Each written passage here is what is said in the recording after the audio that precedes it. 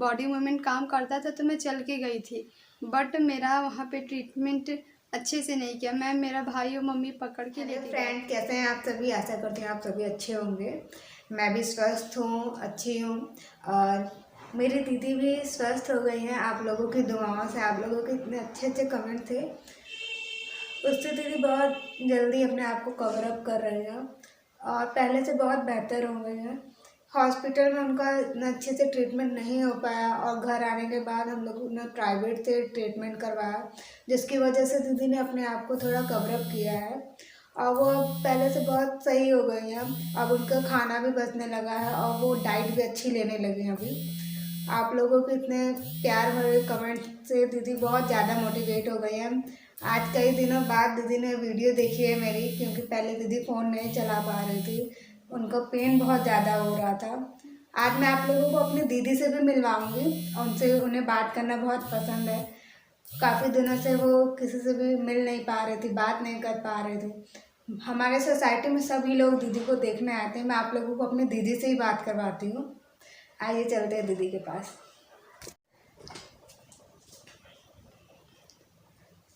दीदी से हेलो। हाय। हेलो। पानी की।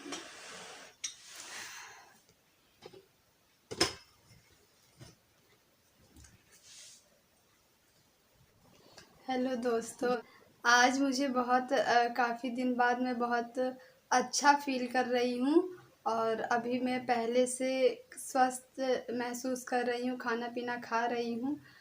मैं 10-15 दिन तक तो खाना खा नहीं पाई थी, क्योंकि मैं 3 तारीख से प्रॉब्लम मुझे स्टार्ट हुई थी और 3, 4, 5, 6 2-3 दिन तो हम यहाँ पे थे। 7-6 तारीख की रात को हम हॉस्पिटल गए थे। तो वहाँ से मैं चल के गई थी यहाँ से, मतलब थोड़ा थोड़ा मेरा बॉडी मूवमेंट काम करता था तो मैं चल के गई थी। बट मेरा वहाँ पे ट्रीटमेंट अच्छे से नहीं किया। मैं मेरा भाई और मम्मी पकड़ के लेके गए थे। मैं पैर से चल कर गई थी। थोड़ा थोड़ा पैर मेरा श्रिंक कर रहा था, बट मैं चल पा रही थी। लेकिन मैं वहाँ जाने के बाद मुझे एडमिट कर दिया। डॉक्टर ने एमआरआई रिपोर्ट जांच किया और कुछ ट्रीटमेंट मेरा ढंग से नहीं किया। ना ही मुझे ये एक्सरसाइज करवाया कि मैं एक्सरसाइज करूं तो मैं कुछ मुझे अच्छा लगता। बस उन्होंने रेडिएशन दिया और एमआरआई जांच किया। 5 दिन के बाद फिर मुझे डिस्चार्ज दे दिया। और वहाँ तो मैं कुछ खा नहीं पा रही थी। मैं इतना फेड अप, परेशान, डिप्रेस्ड हो गई थी। मुझे बहुत अजीब अजीब लग रहा था, इतना मुझे पेन होता था।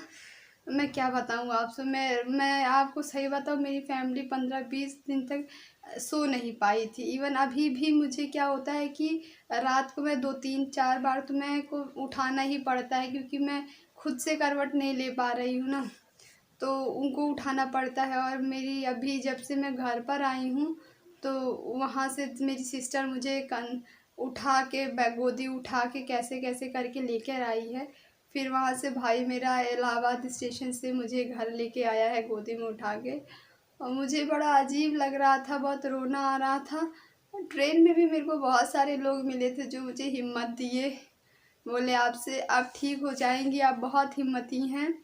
एक अंकल भी मिले जो कैंसर पेशेंट, जिनका 4था स्टेज का था, बहुत हिम्मत दी। मैंने बोला अंकल जी मैं हिम्मत करी हूँ तभी शायद मैं यहाँ तक खड़ी हूँ।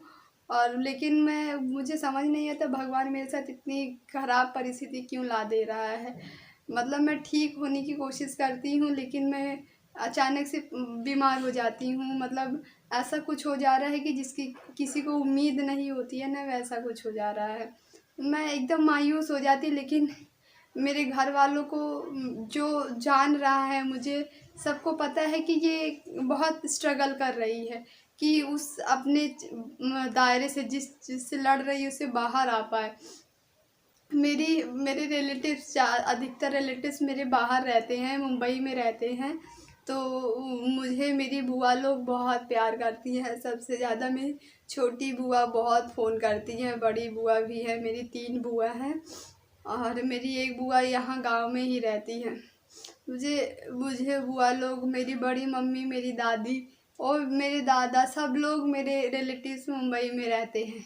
तो वो सब से मुझे बहुत मिलने की इच्छा होती है, क्योंकि मेरे को बात करना बहुत अच्छा लगता है। मैं बात कर लेती हूँ तो मेरे को लगता है कि शायद मेरी प्रॉब्लम कुछ हद तक कम लगती है, मैं कम महसूस करती हूँ। दोस्तों, बहुत बहुत ज़िंदगी मतलब कब क्या मोड़ ला दे कुछ समझ में नहीं आता है। इंसान क्या सोचा होता है और क्या हो जाता है, नहीं समझ में आता है। इतना मैं लड़ने के बाद एकदम स्वस्थ थी, ठीक थी, लेकिन आजकल मुझे अब डॉक्टर्स इतने मतलब फ्रॉड कर रहे हैं, समझ में नहीं आ रहा है। क्यों, पहले तो मेरे डॉक्टर्स जो सीनियर्स थे, कुछ एजेड थे, तो उन्होंने अच्छा ट्रीटमेंट किया, लेकिन बाद में डॉक्टर्स का ट्रांसफ़र हो गया तो उन्होंने मेरा ट्रीटमेंट ढंग से नहीं किया। अदरवाइज़ मेरी प्रॉब्लम इतनी ज़्यादा बड़ी नहीं थी कि ठीक नहीं हो पाती, क्योंकि उस टाइम पे भी मैंने बहुत कोशिश किया। मेरे को दिक्कत ऐसे हो गई कि मेरे जो ये शोल्डर है, तो यहाँ पे अचानक से मुझे पेन हुआ। पेन होने के बाद बहुत ज़्यादा दर्द होने लगा।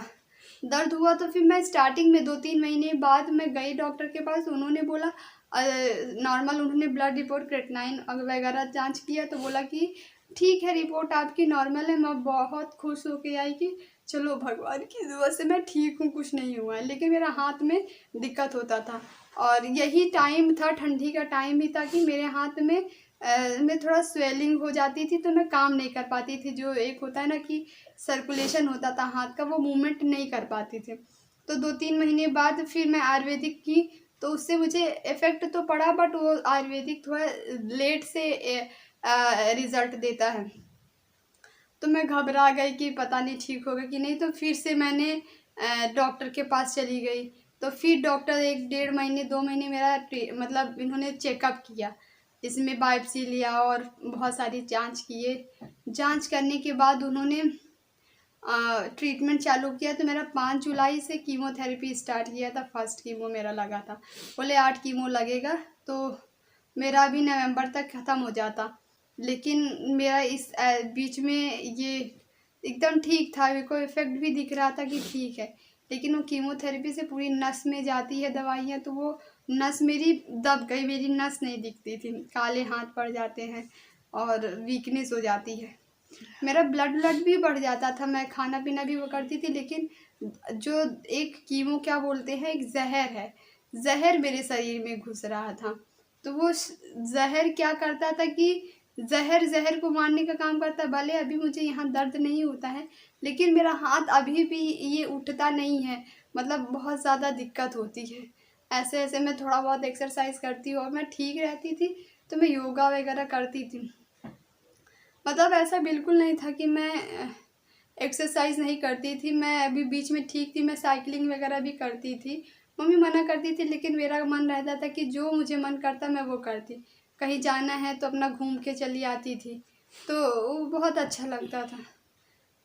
अचानक से मेरे साथ ऐसे हो कि मेरे सभी लोग बहुत दुखी हैं, लेकिन मैं भगवान से यही प्रार्थना करी कि भगवान मुझे जल्द से जल्द स्वस्थ कर दे और ठीक कर दे। आप लोगों की दुआओं से मैं अभी कुछ स्वस्थ हुई हूँ। मैं जल्द ही बहुत कोशिश करती हूँ, मैं बहुत कोशिश करूँगी और जल्द ही कोशिश कर रही हूँ कि मैं खड़ी हो पाऊँ अपने पाँव पे। मैं लैट्रिन बाथरूम अपना तो जा पाऊँ, मैं ये चीज़ की कोशिश कर रही हूँ कि एटलीस्ट भगवान मुझे एक बार खड़ा कर दे, मैं इस चीज़ से बाहर निकल पाऊँ, तो मैं अपने लिए कुछ करूँ। और धन्यवाद। दोस्तों, आज के लिए बस इतना ही। ये व्लॉग आप लोगों को कैसा लगा ज़रूर बताइएगा। आप लोगों को मेरी दीदी से मिलकर कैसा लगा, उनकी स्टोरी जानकर आप लोगों को कैसा फील हुआ। जैसा कि मैंने पहले ही बताया कि आप लोगों के कमेंट से दीदी बहुत ज़्यादा मोटिवेट हुई हैं। वो आप लोगों के कमेंट पढ़े उन्हें बहुत अच्छा लगा। वो बहुत हिम्मती हैं वैसे पहले से भी। आप लोगों के कमेंट से पढ़कर वो और ज़्यादा अपने आप को मोटिवेट फील करने लगे। और मेरी दीदी मेरे सारे रिलेटिव जो हैं, रिश्तेदार जितने भी हैं, वो सबसे मिलना चाहती हैं। ये वीडियो स्पेशली मेरे रिलेटिव के लिए भी है और पब्लिक के लिए भी है। मेरी दीदी को बात करना बहुत पसंद है, दीदी ने बताया पहले ही। मेरी दीदी रिलेटिव लोगों से मिलना चाहती हैं, मेरी बुआ, मामा, मामी, बड़ी मम्मी, दादा, दादी, सब लोगों से मिलना चाहती हैं, जितने भी रिलेटिव हैं। मैं चाहती हूँ इस वीडियो के ज़रिए आप सभी लोग दीदी से एक बार ज़रूर मिलने आइएगा और जल्दी ही आइएगा। चैनल को सब्सक्राइब करें, लाइक करें और वीडियो को ज़्यादा से ज़्यादा शेयर करें। धन्यवाद।